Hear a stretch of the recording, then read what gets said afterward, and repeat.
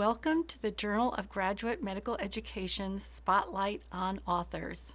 I am Gail Sullivan, Editor-in-Chief of the Journal of Graduate Medical Education.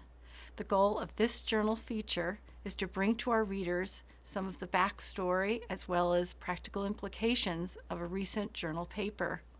I will be interviewing Dr. Bill Metheny, who is Assistant Dean for Graduate Medical and Dental Education and Professor at the University of Tennessee Health Science Center School of Medicine. He will talk about his study, Resident Timely Completion of Paperwork.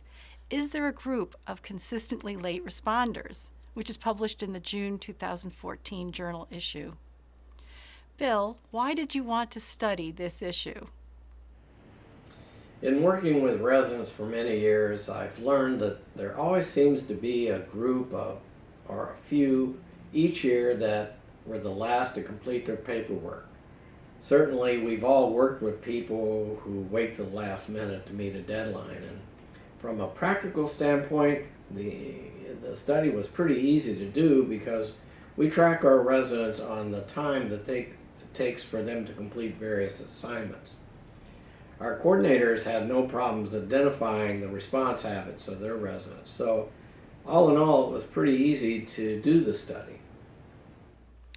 What were the most important or surprising findings in the study? I think it was the fact that new residents, even before they arrive, disclose their response habits to us. I didn't expect necessarily that these paperwork habits would carry over into their clinical responsibilities, yet it was those same late responders who had delinquent medical records and were much more likely to have delinquent medical records.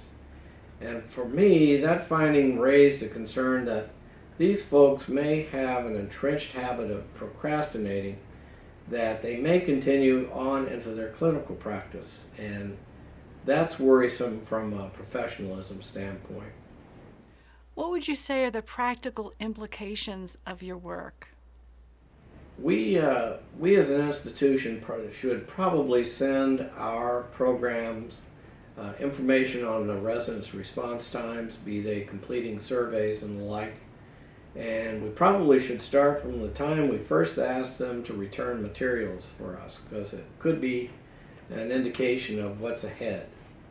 Program directors should probably keep a close eye on the late responding residents and help them work through this habit of being late responders, because it does reflect on their professionalism.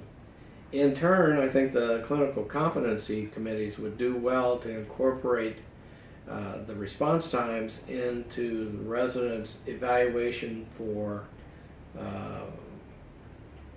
and into their milestones.